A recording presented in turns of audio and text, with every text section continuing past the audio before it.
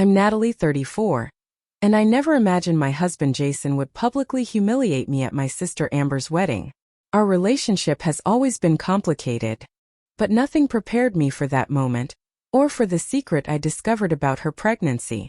As I stood in that elegant country club, watching my picture-perfect family image shatter around me, I realized some truths can't stay buried forever. While I share how my picture-perfect family shattered in just one night, drop a comment letting me know where you're watching from, and hit that subscribe button if family drama keeps you up at night. Growing up with Amber was like living in a constant competition that I never signed up for. From the moment my parents, Robert and Patricia, brought her home from the hospital when I was just 2 years old, something shifted in our family dynamic. I can't remember a time when I didn't feel like I was working twice as hard for half the recognition.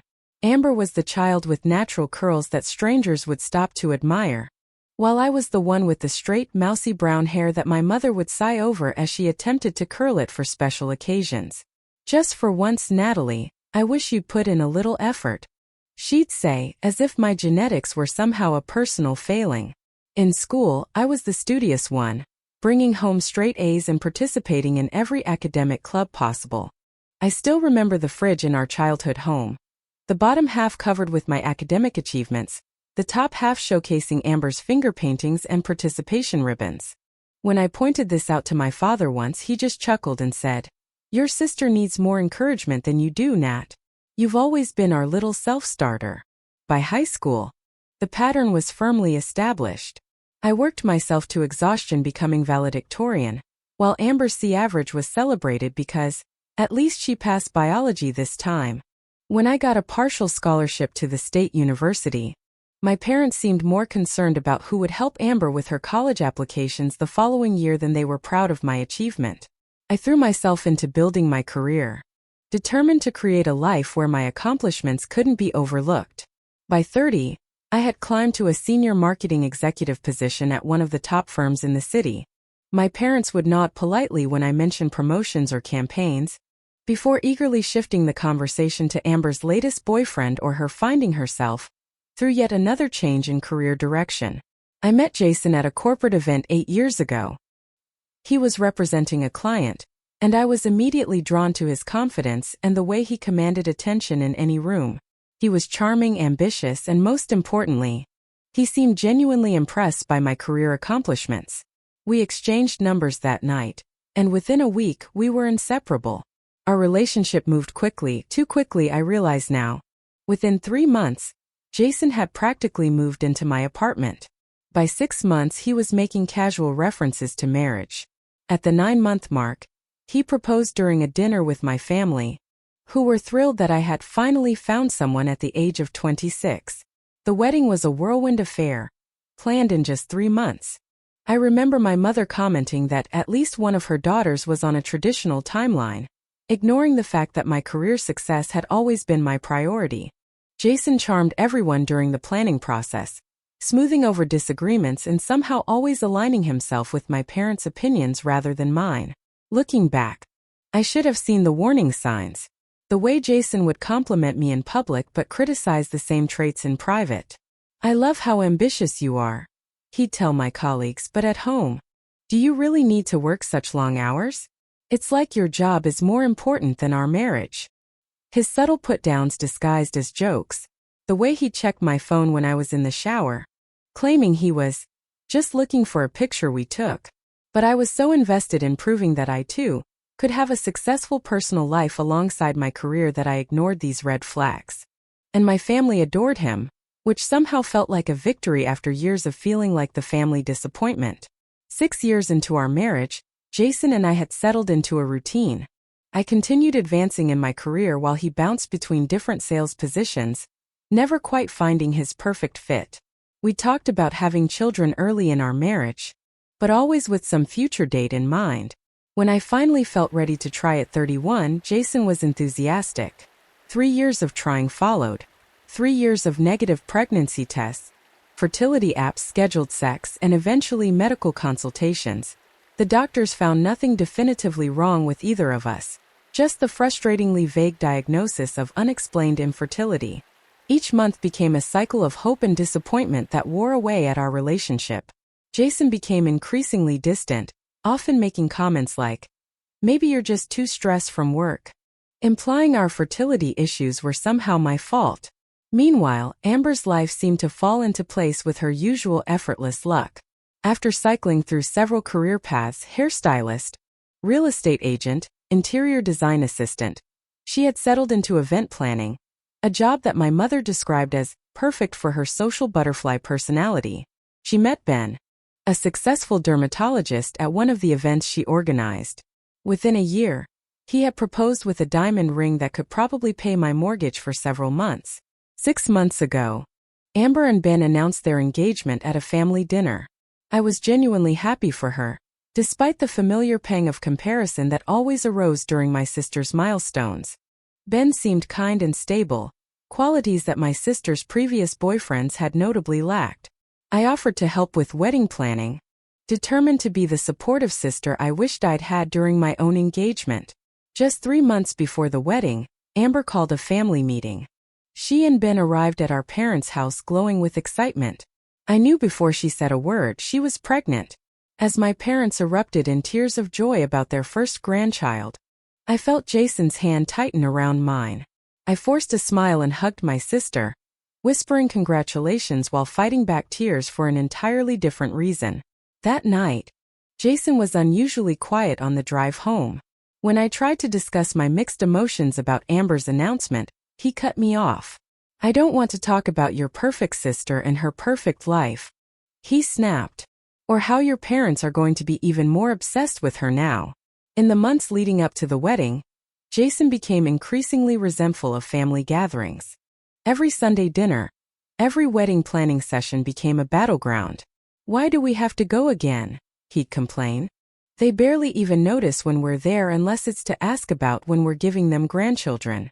I couldn't argue with him. There was enough truth in his complaints to make them sting. But something was shifting in our relationship, a bitterness taking root that I didn't know how to address. And as Amber's wedding approached, I could feel that something was about to break. Despite our complicated history, Amber asked me to be her maid of honor 3 months before the wedding. We were sitting in a cafe, wedding magazines spread between us, when she reached across the table and grabbed my hand. "Natalie, there's no one else I would want by my side," she said, her eyes wide with sincerity. "Will you be my maid of honor?" I was surprised and touched. Part of me had expected her to choose one of her many friends, women who sent her daily texts and met for weekly brunches, women whose lives seemed to revolve around social connections rather than career advancement. "Of course," I answered, pushing aside the voice in my head that whispered this was just another opportunity to stand in Amber's shadow. I'd be honored, complete with custom games and personalized gift bags.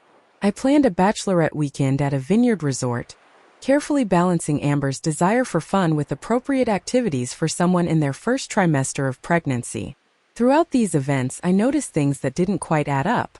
At the bridal shower, Amber made a show of avoiding the champagne, rubbing her still flat stomach and saying, "Baby comes first." But at the bachelorette party, when she thought no one was watching, I caught her taking a sip from our friend Lisa's wine glass. "Just a taste," she said when she noticed me looking. "My doctor said an occasional sip won't hurt." I nodded, though I recalled my own obsessive research during our fertility journey. Most medical advice was pretty clear about avoiding alcohol entirely during pregnancy, especially in the first trimester. The incident might have been forgotten if it had been isolated. But as the wedding approached, I noticed other inconsistencies. Amber complained about morning sickness when our mother was around, but I never actually saw her experience it. She talked about food cravings and aversions, but they seemed to change depending on her audience. 3 weeks before the wedding, I was helping Amber try on her final dress fitting. The seamstress had made adjustments to accommodate her growing belly, though at 4 months she was barely showing. "Can you grab my phone from my purse?" Amber called from behind the dressing room curtain. "I want to take photos to send to Mom." As I reached into her designer handbag, searching for her phone among the clutter, my fingers brushed against a prescription bottle. I shouldn't have looked. I knew that even as I turned the bottle to read the label, but something about Amber's recent behavior had awakened my suspicions. The medication wasn't prenatal vitamins as I had expected. I didn't recognize the name, so I snapped a quick photo with my own phone before returning the purse to the chair. That night, after a tense dinner where Jason complained about the upcoming waste of a weekend at Amber's wedding, I locked myself in the bathroom and researched the medication. What I discovered made my stomach drop. The prescription was commonly used to treat symptoms of a particular STI, one that could cause complications during pregnancy if left untreated. My mind raced with possibilities. Maybe this was a previous prescription she was still carrying around. Maybe she'd contracted something before getting pregnant and was being treated as a precaution. Or maybe, the thought I couldn't shake, there was more to Amber's pregnancy story than she was telling. I didn't confront her. What would I say? I snoop through your purse and have questions about your medication? Besides, it wasn't conclusive evidence of anything except that my sister was receiving medical treatment, which was her private business. But the discovery added another layer of tension to the already stressful wedding preparations. I found myself watching Amber more carefully, noting how frequently she checked her phone and stepped away for private calls. Once I overheard her arguing in hushed tones saying, "You promised you'd stay away until after the wedding." The night before the wedding, Jason and I had our biggest fight in years. We were packing our overnight bags for the hotel when he announced he wouldn't stay for the entire reception. "I'll be there for the ceremony and dinner, but then I'm leaving," he stated flatly, as if it weren't up for discussion. "You can't do that," I argued, feeling panic rise in my chest. "I'm the maid of honor. I have responsibilities." "Then you stay," he shot back. "Take an Uber home. But I'm not spending any more time than necessary watching your family fawn over the miracle baby and perfect couple. This isn't about you, Jason. It's one important day for my sister." "It's always about your sister," he shouted, his face reddening. "For 7 years, I've watched you twist yourself into knots trying to please a family that will never appreciate you as much as they do her. And now I'm supposed to sit there and celebrate while they get the grandchild they've been hinting about for years." I felt tears threatening but held them back. "Please," I said quietly. "Just this once, can you put my needs first? I don't want to be alone tomorrow." His expression softened slightly, but his voice remained firm. "Fine. I'll stay through the reception. But if your parents make one more comment about us not having kids yet, I'm out. And you should be too." I nodded, not trusting myself to speak. Felt like a hollow victory. And as we finished packing in silence, I couldn't shake the feeling that something irreparable was shifting in our relationship. That night, lying awake beside Jason's sleeping form, I thought about the secrets everyone seemed to be keeping. Jason's growing resentment, Amber's mysterious medication and phone calls, my own buried feelings of inadequacy and jealousy. I wondered how many other families maintained a carefully crafted external image while fracturing from within. The wedding was tomorrow, and I had a sinking feeling that some of these secrets wouldn't remain hidden much longer. The morning of Amber's wedding dawned with picture-perfect weather, sunny with a gentle breeze, exactly the kind of day brides dream about. I arrived at the country club bridal suite at 8 a.m., carrying coffee and breakfast pastries for the bridal party. Amber was already there, sitting in front of the mirror while the hairstylist worked on creating an elaborate updo. "There's my big sister," she exclaimed when she saw me, her voice carrying that slight edge of overexcitement that I'd noticed more frequently in recent weeks. "Is one of those coffees for me?" "Decaf latte," I said, handing her the cup. "Just how you like it." She beamed at me in the mirror. "You always remember the little things. That's why you're the best maid of honor ever." Over the next few hours, the bridal suite filled with bridesmaids, makeup artists, and the photographer capturing getting ready moments. My mother arrived, already dabbing at teary eyes, carrying a jewelry box containing the pearl earrings that both Amber and I had worn on our wedding days. "My baby," she whispered, helping Amber put them on. "You look absolutely radiant. Pregnancy suits you." I caught Amber's reflection in the mirror, a flicker of something like guilt crossing her features before she smiled. Must be that famous pregnancy glow everyone talks about. Throughout the morning, I noticed Amber checking her phone frequently, stepping away to read messages with a furrowed brow. During one such moment, I approached her in the corner of the room. Everything okay? I asked quietly. You seem distracted. Just wedding day nerves, she replied too quickly. Plus Ben keeps texting to make sure everything's on schedule. But 10 minutes later, I passed by the hallway outside the bridal suite and overheard Amber's voice, tense and hushed. I told you not today. Not ever, actually, but especially not today. She was saying, we've been through this. You need to respect my decision. When she returned to the bridal suite, her hands were shaking slightly. I pretended not to notice as I helped her with her veil.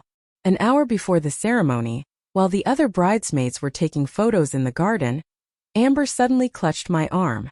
I need the bathroom. Now. I rushed her to the private bathroom attached to the bridal suite, holding her voluminous dress as she hurried inside. I could hear her breathing heavily, almost hyperventilating. Amber? Do you need me to come in? I'm fine, she called back, her voice wavering. Just give me a minute. When she emerged 5 minutes later, her eyes were red-rimmed and puffy. The makeup artist immediately rushed over, tooting about touch-ups. Pregnancy hormones, Amber explained with a forced laugh. They make me so emotional. When we were alone again, I handed her a tissue. Are you sure you're okay? It's not too late if you need to talk about anything. For a moment, her carefully maintained facade cracked. Her lower lip trembled, and she looked at me with an expression I hadn't seen since we were children. Vulnerability mixed with a silent plea for help. Natalie! The door burst open as our mother returned, trailing the photographer. Girls! We need the sister photos now. The ceremony is in 45 minutes. Just like that, the moment was gone. Amber blinked rapidly, straightened her shoulders, and turned to face the camera with a dazzling smile. Whatever she had been about to confess remained unspoken. As we lined up for the ceremony, I caught my first glimpse of Jason. He was seated in the third row, looking handsome in his suit but visibly uncomfortable. When our eyes met, he gave me a tight smile that didn't reach his eyes. My stomach clenched with anxiety, remembering our argument from the night before. The ceremony itself was beautiful. The garden setting, with its rose-covered pergola and view of the lake, provided a stunning backdrop. Amber walked down the aisle on our father's arm, looking every bit the radiant bride. Ben's face as he watched her approach was full of such genuine love and adoration that I felt a pang of something between envy and sadness. Standing beside my sister as she exchanged vows with Ben, I couldn't help but reflect on my own wedding day. Jason had looked at me with that same devotion once. When had that changed? When had we started to drift so far apart? I promised to always be honest with you, Amber was saying, her voice clear and steady. To build our life and our family on a foundation of trust. I felt a chill despite the warm day. The words seemed to hang in the air between us, highlighting the web of secrets and half-truths that had become so tangled in recent months. As the officiant pronounced them husband and wife, the guests erupted in applause.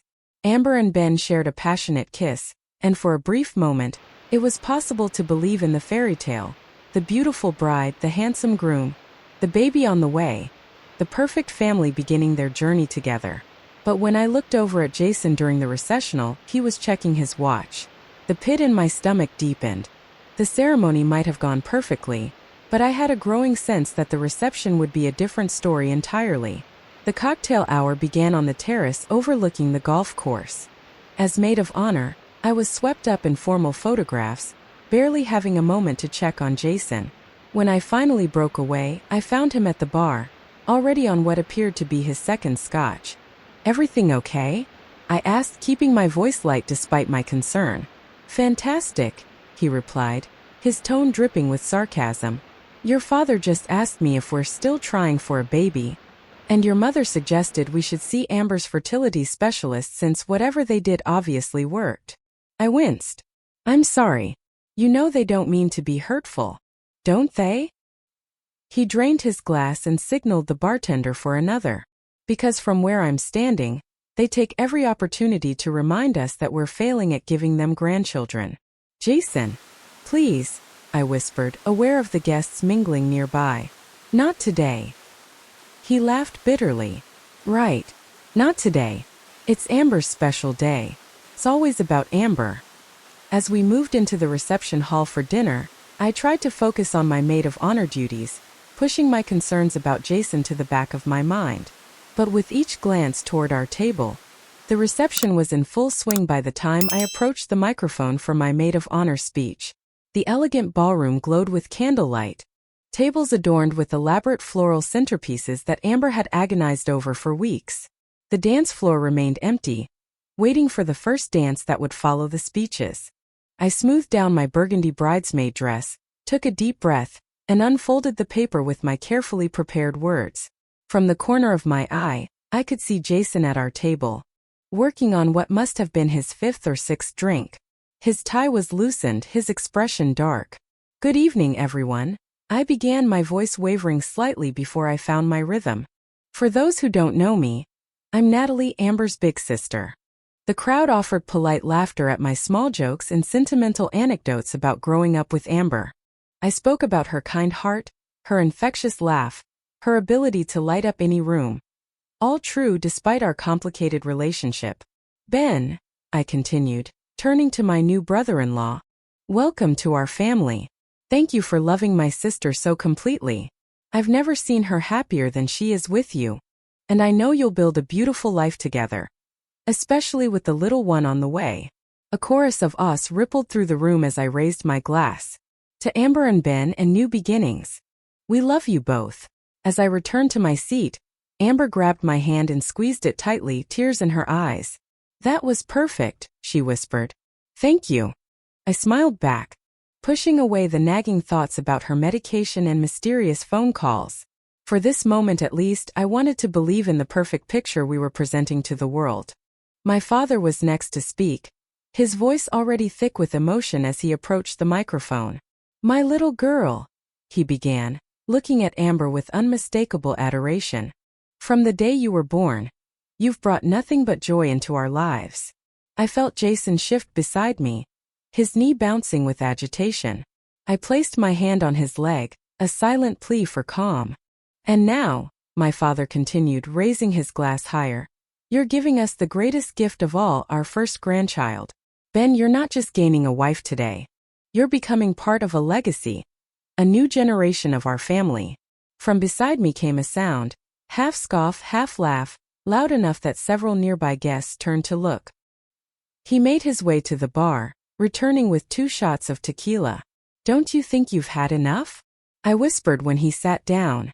"Don't you think I've endured enough?" he shot back. "Another hour of this and I'm gone. With or without you." The father-daughter dance came next.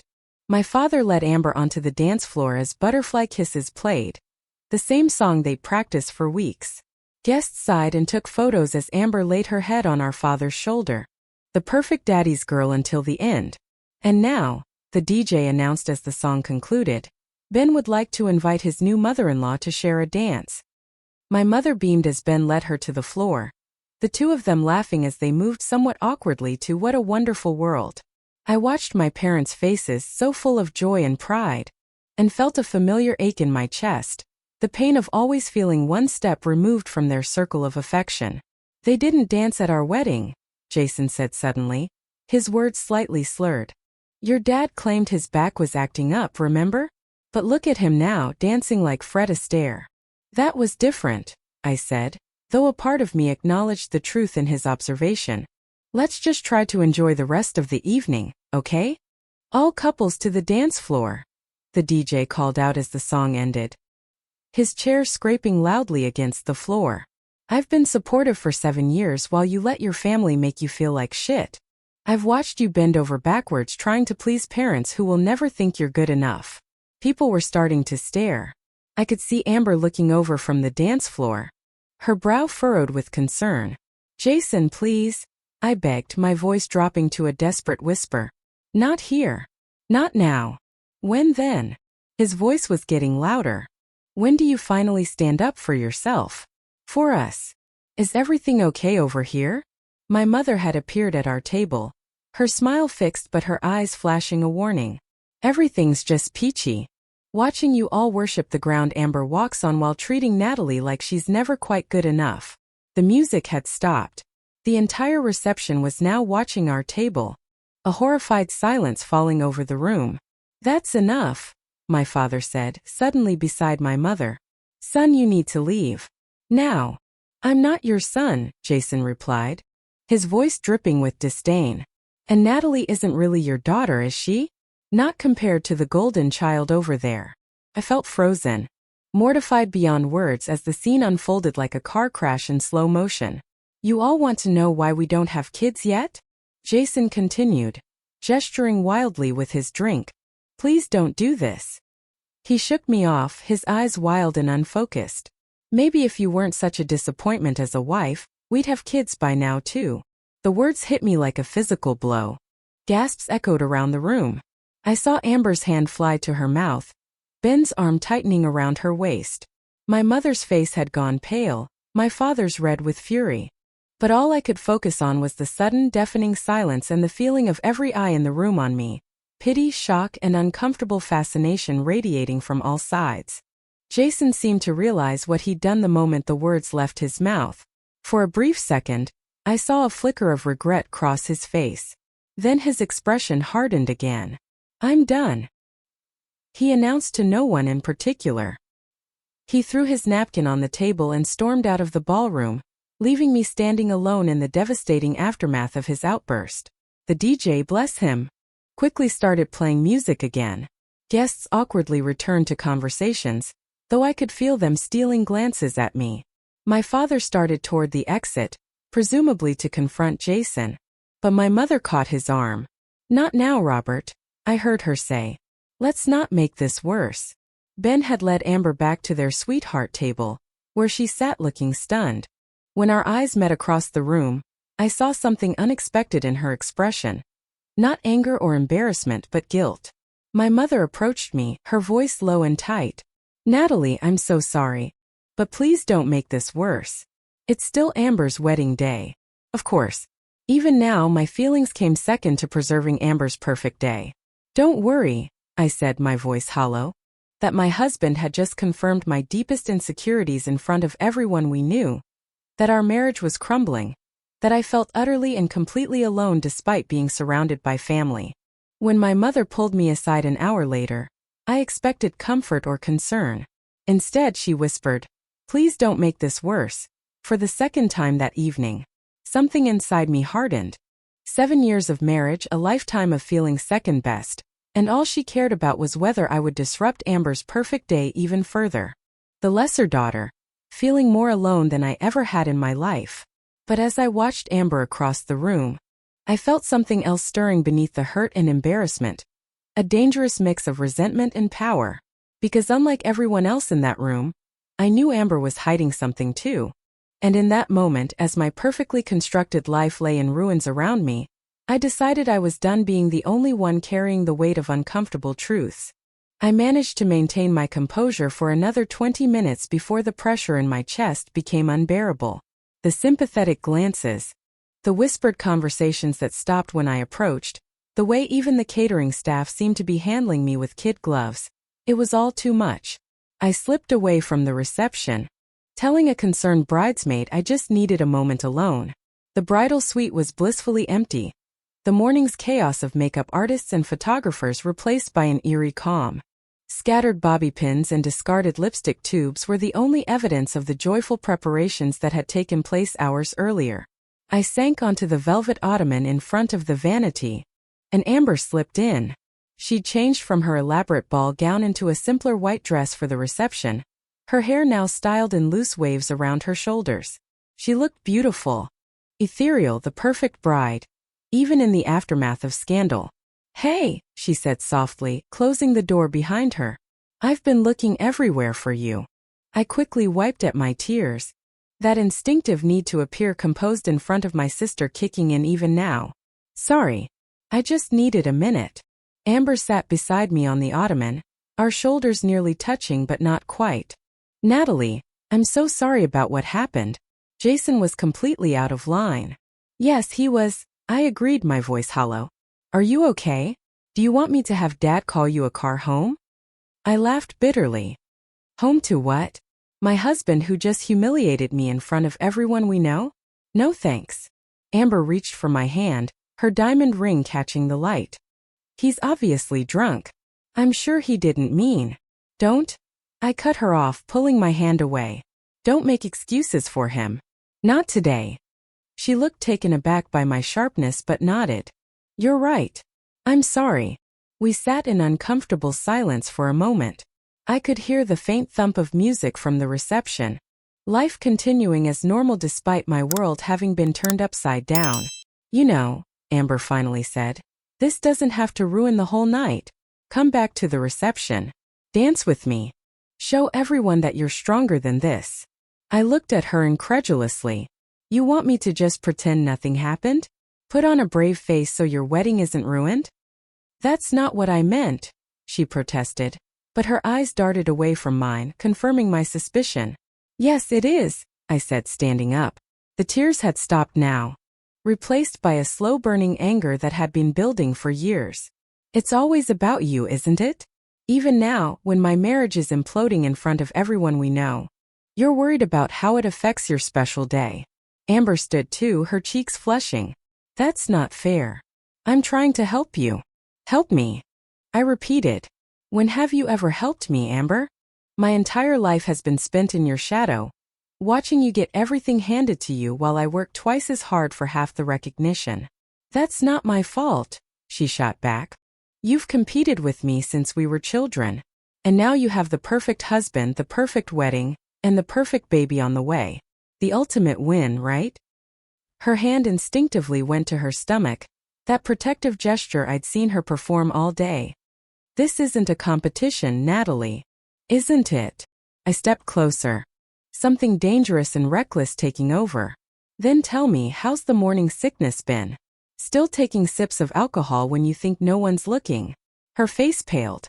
I told you. My doctor said an occasional taste is fine. And what about the medication in your purse? Did your doctor recommend that too? Amber's eyes widened. You went through my purse? What the hell? Natalie. I was looking for your phone, remember? But I found something much more interesting. I felt cruel, vicious even, but couldn't stop the words pouring out. That medication isn't typically prescribed to pregnant women, is it? Unless there are complications. You had no right, she whispered, backing away from me. That's private. Private like those phone calls you keep taking? Like the argument I overheard this morning.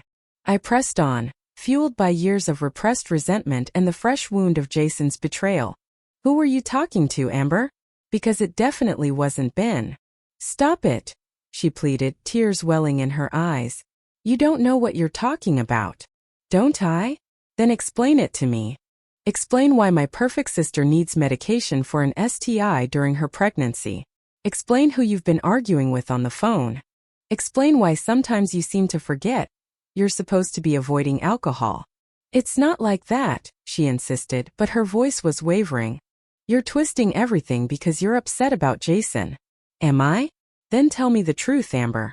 Is Ben really the father of your baby? The question hung in the air between us, heavy and unavoidable. Amber's face crumpled, and for a moment I regretted my words. But it was too late to take them back. Yes, she said, but her voice broke on the single syllable. Of course he is. Look me in the eye and say that again, I challenged. She tried, raising her gaze to meet mine, but fresh tears spilled over. Natalie, please. It's my wedding day. And it was supposed to be the happiest day of my life too. Until my husband decided to publicly humiliate me. So for once in your life, give me the truth. Amber sank back onto the ottoman, her shoulders slumping in defeat. When she spoke, her voice was barely audible. It's complicated. I sat beside her, anger giving way to a strange sense of calm. I've got time.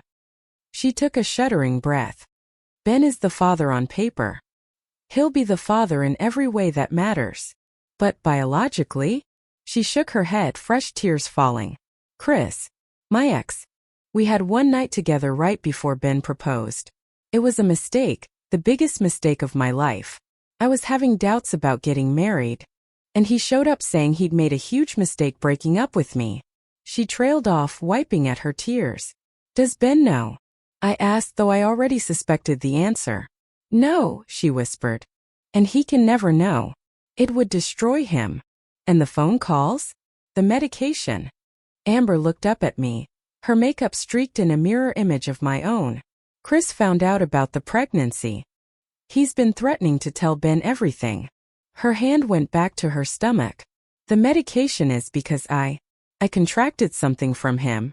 The doctor says the baby should be fine with treatment, but I've been so scared. I let out a long breath, trying to process everything. My sister, perfect, golden Amber, had created a mess even more complicated than my own. So your entire marriage is starting with a lie, I said finally. It's not a lie, she insisted desperately. I love Ben. This baby will be his in every way that matters. Chris is a mistake from my past, nothing more. A mistake who's still calling you on your wedding day. He's threatened to come here. To tell Ben everything. Fresh panic filled her eyes. Natalie, you can't say anything. Promise me you won't say anything. I looked at my sister, really looked at her, and saw not the confident, perfect golden child who had always made me feel inadequate, but a frightened woman clutching desperately at the life she was afraid of losing. In that moment, we were more alike than we had ever been. I could tell him, I said quietly. After what happened tonight, no one would blame me for lashing out, for wanting someone else to hurt as much as I'm hurting. Please, she begged, grabbing my hands. I know I haven't always been the sister you deserved, but please don't do this. I held her gaze for a long moment, feeling the strange power shift between us. For the first time in our lives, I held Amber's fate in my hands. I know everything, I finally whispered, leaning closer. And if you ever try to make me feel small again, everyone else will know too. Amber's face crumpled in a mixture of relief and shame. I wouldn't. I swear, Natalie. I stood, smoothing down my bridesmaid dress and wiping away the last traces of tears. Fix your makeup. People will be wondering where the bride is. As I reached the door, Amber called after me. What are you going to do now? About Jason. I paused, my hand on the doorknob. I don't know, I answered honestly. But for the first time, I'll be making that decision for myself, not for anyone else's approval. We returned to the reception separately, both of us wearing fresh masks to hide the cracks underneath. But something fundamental had shifted between us. An unspoken acknowledgement that the perfect family image we'd both tried so hard to maintain was nothing but an elaborate illusion. And as I watched Amber rejoin Ben on the dance floor, his arms wrapping protectively around her waist, I felt a strange mix of sadness and liberation. We were both living lies. But at least now I was ready to face mine. The remainder of the reception passed in a blur. I moved mechanically through the motions expected of the maid of honor, helping Amber with the bouquet toss, directing guests to sign the guest book, smiling for photographs. When people asked about Jason, I offered the simplest explanation. He wasn't feeling well and had to leave. Some believed it. Others exchanged knowing glances, her expression a mixture of concern and something that looked uncomfortably like disappointment, as if I were somehow responsible for Jason's behavior. By the time Amber and Ben departed in a shower of rose petals and cheers, I was emotionally exhausted. I declined my parents' half-hearted offer to drive me home, claiming I'd arranged a ride with a friend. Instead, I called an Uber, unable to face more awkward conversation about what had happened. The ride home was surreal. The driver, picking up on my formal attire and subdued mood, asked if I'd enjoyed the wedding. I nearly laughed at the absurdity of the question. It was memorable, I replied, turning to watch the streetlights blur past the window. Our house was dark when I arrived, no sign of Jason's car in the driveway. I felt a mixture of relief and dread as I unlocked the front door. Had he packed a bag and left? Was he waiting inside, ready to continue our public argument in private? The silence that greeted me was answer enough. I moved through the rooms, turning on lights, half expecting to find evidence of a hasty departure, drawers left open, closet doors ajar. Instead, everything looked exactly as we'd left it that morning, when we were still pretending to be a happily married couple attending my sister's wedding. The only difference was the note on the kitchen counter, Jason's hasty scrawl instantly recognizable. Staying at the Marriott tonight. We'll talk tomorrow. No apology. No acknowledgement of what he'd done. Just the assumption that we would continue as before. That his public humiliation of me was something we could simply talk about. I crumpled the note and threw it in the trash, then poured myself a generous glass of wine. Kicking off my painful bridesmaid heels, I sank onto our living room sofa, still in my burgundy dress, and allowed myself to fully process the day's events. My marriage, which I'd spent 7 years trying to make work, had publicly imploded. My husband had confirmed my deepest insecurities in front of everyone we knew. And my sister, the family golden child, was living a lie that could destroy her new marriage if discovered. The perfect family image we'd all worked so hard to maintain had been nothing but an elaborate facade hiding dysfunction. OMG, what happened? Jason seemed so nice. Just checking on you. That was intense. I ignored them all, unable to summon the energy to explain or defend or minimize what had happened. Instead, I finished my wine and dragged myself upstairs to the bathroom, where I mechanically removed my makeup and changed into pajamas. In the mirror, I hardly recognized myself. Not because of the smeared mascara or tired eyes, but because the woman looking back at me seemed different somehow, harder, more determined, less willing to accept the status quo. Sleep eluded me that night. I tossed and turned in our king-sized bed, alternating between tears of humiliation and anger so intense it left me breathless. By morning, my eyes were swollen and my head pounded, but I felt strangely clear-headed. The flood of messages continued. Around 9 a.m. my mother called. I almost let it go to voicemail but finally answered on the 4th ring. "Natalie," she began, her voice carefully neutral. "How are you holding up?" "As well as can be expected," I replied, matching her tone. "I'm so sorry about what happened." Jason was completely out of line. I waited for the but that I knew was coming. "But," she continued right on cue, "causing a scene like that at your sister's wedding. People were talking, Natalie. The Hendersons were asking if everything was all right between you two. It was embarrassing for everyone." Of course, her concern wasn't for my humiliation or my crumbling marriage, but for how it reflected on the family image. "I'm sorry my husband's public emotional abuse embarrassed you, Mom. You know I'm worried about you. It's just what? Just that Amber's perfect day was disrupted? Just that you had to explain to your friends why your less perfect daughter has marriage problems. Natalie, that's unfair. You know we don't think of you that way." But we both knew it wasn't unfair. It was the unspoken truth that had shaped our family dynamic for decades. "I have to go, Mom," I said finally. "Jason will be home soon and we need to talk." I hung up before she could respond, a small act of defiance that felt surprisingly good. Jason arrived around noon, using his key to enter as if nothing had happened. He looked terrible, unshaven, bloodshot eyes, still wearing the rumpled dress shirt from yesterday, though he'd discarded the tie and jacket. "Hey," he said, hovering awkwardly in the doorway to the kitchen where I sat with my 3rd cup of coffee. "Can we talk?" I gestured to the chair across from me. "I think we have to." He sat heavily, running a hand through his disheveled hair. "About last night. I was drunk. I didn't mean what I said." "Which part?" I asked, my voice steady despite the churning in my stomach. "And I think we both know it hasn't been for a long time." His expression shifted from contrition to anger so quickly it was almost comical. "You're overreacting. It was one bad night." It wasn't just one night, though, was it? It was years of resentment building. Years of you blaming me for our fertility issues. Years of passive-aggressive comments about my family and my career. The gaslighting was so familiar it almost worked, almost made me question whether I was, in fact, overreacting. But the new clarity I'd found during my sleepless night held firm. "I'm thinking more clearly than I have in years," I said, rising to meet his gaze. "Last night wasn't a mistake, Jason. It was a revelation. I don't like who I've become in this marriage. Always walking on eggshells, always trying to manage your feelings. And I definitely don't like who you've become. Bitter, resentful, cruel. So that's it? You're just giving up?" "I'm not giving up. I'm choosing myself for once." His face darkened. "This is about your sister, isn't it?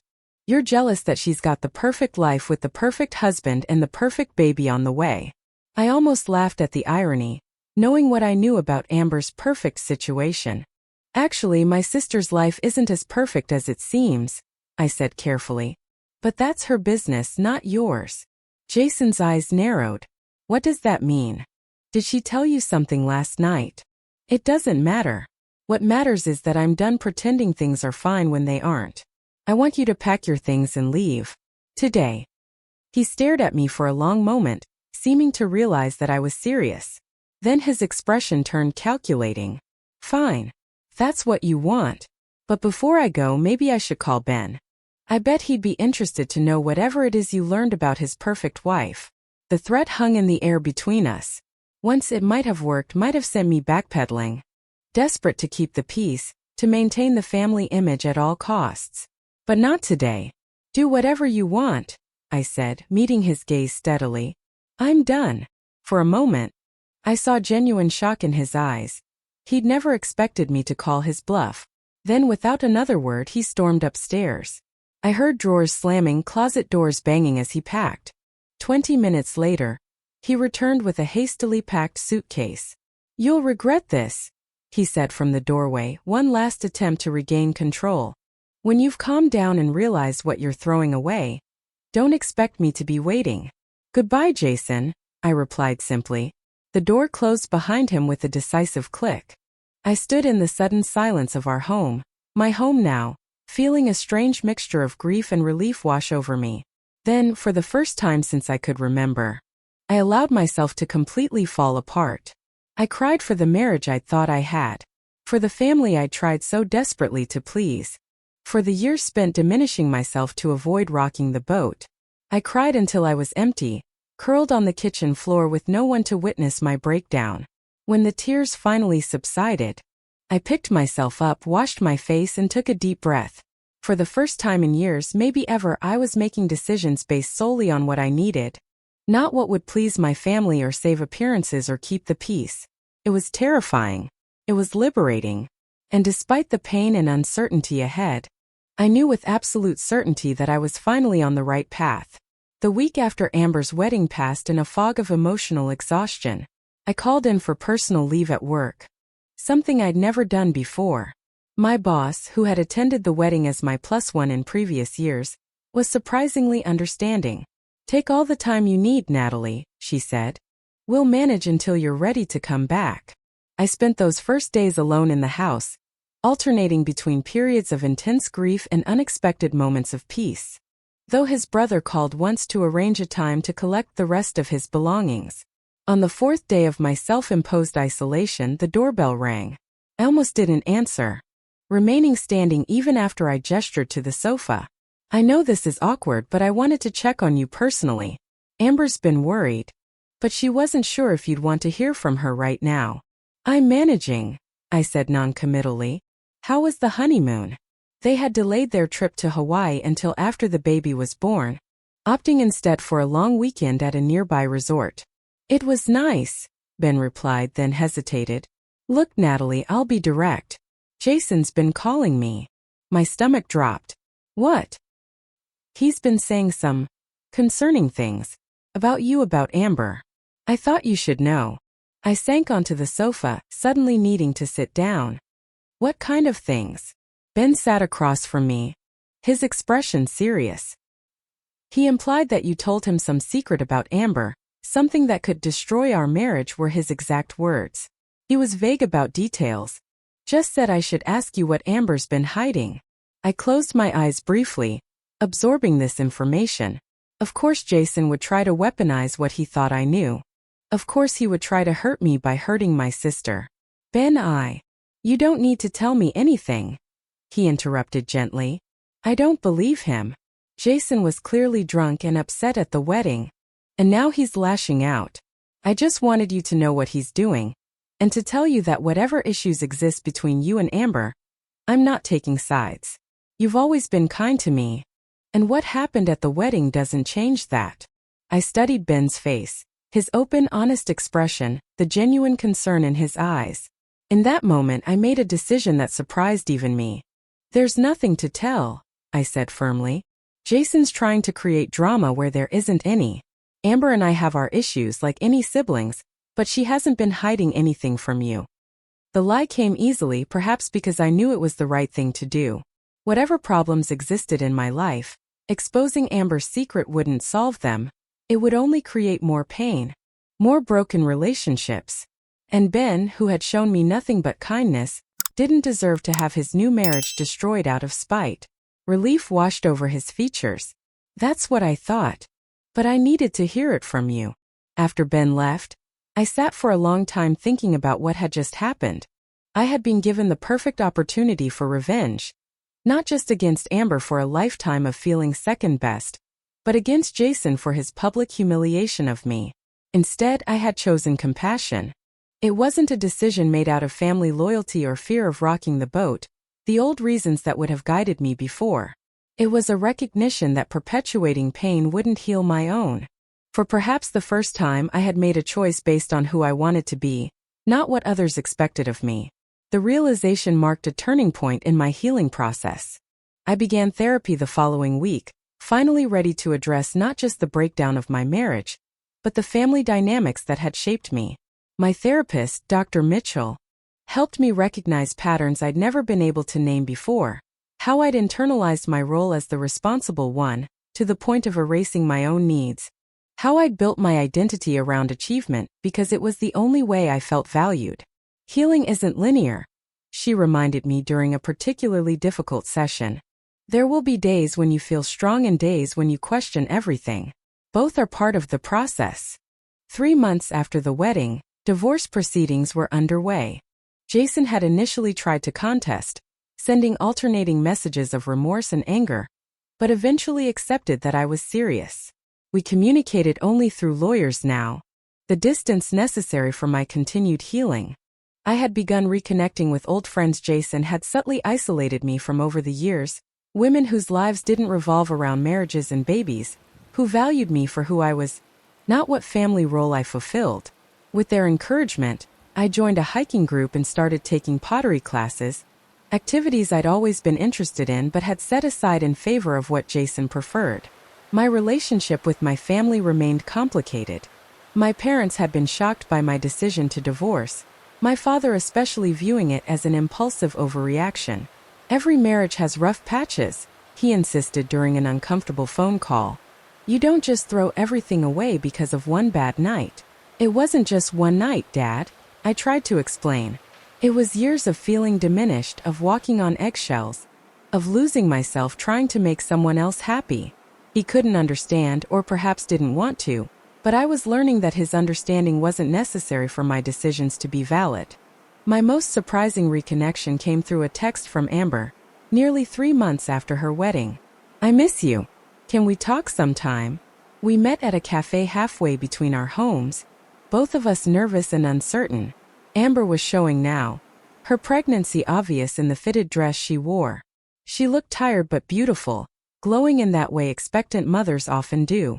You look good, she said after we'd ordered, studying me across the table. Different somehow. I feel different, I admitted. Stronger maybe. More myself. She nodded. I've been thinking a lot about what you said at the wedding, about me making you feel small. I never meant to, but I think maybe I didn't realize how much pressure you were under always being the good daughter, the responsible one. It was the closest Amber had ever come to acknowledging our complicated dynamic, and I felt a surprising lump form in my throat. Thank you for saying that, I managed. He said you denied knowing anything. I did. Why? She asked, genuine confusion in her eyes. After everything, why would you protect me? I considered the question carefully, but it was a start, a more honest foundation than we'd ever had before. 6 months after the wedding, I found myself at my parents' house for dinner. I'd been hesitant to accept the invitation, but Dr. Mitchell had encouraged me to establish new boundaries rather than avoid difficult situations entirely. The conversation was stilted at first. I finally broached the subject that had hung between us for months. I know you're disappointed in me for ending my marriage, I said directly, interrupting my mother's careful small talk about a neighbor's renovation. But I need you both to understand that this was the right decision for me, even if you don't agree. My parents exchanged uncomfortable glances. We're not disappointed in you, honey, my mother began. Please don't do that, I interrupted gently. Don't say what you think will keep the peace. I'd rather have honesty between us, even if it's difficult." A heavy silence fell over the table. Finally, my father cleared his throat. "We worry about you," he admitted. "Being alone at your age. We thought you and Jason were happy, building a life together." "I wasn't happy, Dad. I was performing happiness because that's what I thought everyone expected of me." Exchanging glances that suggested this perspective had never occurred to them. "We didn't realize." My mother began. "I know," I assured her. "I'm not saying this to assign blame. I'm saying it because I want us to build a more honest relationship going forward. One where I don't feel like I have to be perfect to be valued." It wasn't an easy conversation. There were tears and defensive moments and periods of uncomfortable silence. But by the end of the evening, something had shifted. My parents hadn't completely understood my perspective, but they had listened, really listened, perhaps for the first time. 1 year after Amber's wedding, my life looked dramatically different. I had finalized my divorce, moved into a smaller but cozier apartment, and accepted a promotion that required more travel, but aligned better with my professional goals. I had developed new friendships and strengthened old ones, created routines that nourished rather than depleted me, and established healthier boundaries with my family. The changes weren't all external. In therapy, I was learning to recognize my own worth independent of achievement or others' approval. I was discovering parts of myself that had been buried under years of people-pleasing and performance. A dry sense of humor, a love for spontaneity, a creative streak I'd never allowed myself to explore. When Amber invited me to meet my new nephew, I felt strong enough to accept. The baby Thomas Robert was 2 weeks old, a tiny bundle with Ben's dark hair and Amber's delicate features. Holding him, I felt a complex mix of emotions: love for this innocent new life, lingering sadness for my own unfulfilled dreams of motherhood, and a new appreciation for how complicated family relationships could be. "He's beautiful," I told Amber truthfully, passing the sleeping infant back to her. "Thank you for coming," she said, adjusting the baby against her shoulder. "It means a lot to me." After Ben excused himself to take a work call, Amber and I found ourselves alone in the nursery. The conversation flowed more easily than it had in years, perhaps because we'd both been humbled by life's unexpected turns. "I never thanked you properly," she said as she gently rocked Thomas, "for not telling Ben what you knew. You don't need to thank me for that." "Yes, I do." She looked down at her son. "I've been seeing a therapist too, you know, trying to understand why I've made the choices I have." I raised an eyebrow in surprise. "That's good, Amber." "I told Ben everything," she continued, her voice barely above a whisper. "About Chris, about the timing. All of it. A month ago, before Thomas was born. How did he take it?" "Better than I deserved. He was hurt, of course. Angry. But he said he wanted to work through it, that the baby was his regardless of biology." She looked up at me, tears in her eyes. "He said he wanted our marriage to be built on truth, not illusions." I reached out and squeezed her hand. "He's a good man." "He is," she agreed. "Better than I deserve." "Maybe," I said, echoing our cafe conversation. "But he chose you anyway."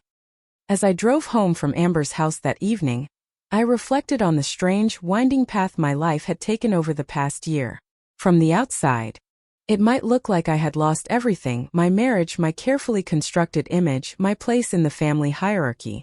But sitting in my car, windows down and favorite music playing, I felt freer than I had in years.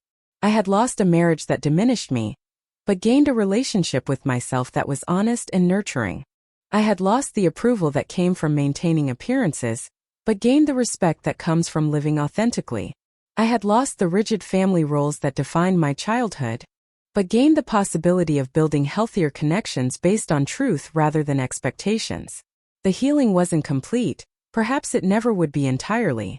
There were still days when doubt crept in, when I questioned my decisions or fell back into old patterns of thinking. But those days were becoming less frequent, and fraught with the potential for both deep harm and profound healing. But the most important relationship, the one that determines how we navigate all others, is the one we have with ourselves.